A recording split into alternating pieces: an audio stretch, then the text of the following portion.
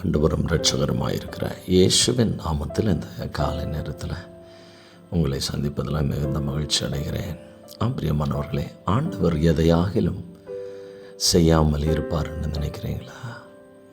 இல்லை, நிச்சயமாக கர்த்தர் தமக்கு பயந்தவர்களுக்கு கிரியை செய்கிற தேவனாக இருக்கிறார்.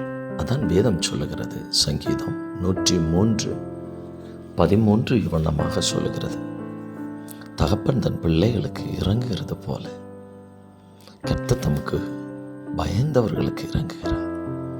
நமக்கு செய்யாம கர்த்தர் யாருக்கு செய்ய போகிறார்? நிச்சயம் நம்புங்க. இந்த நாள் உங்களுக்கு ஒரு நல்ல நாளாக அமையட்டும்.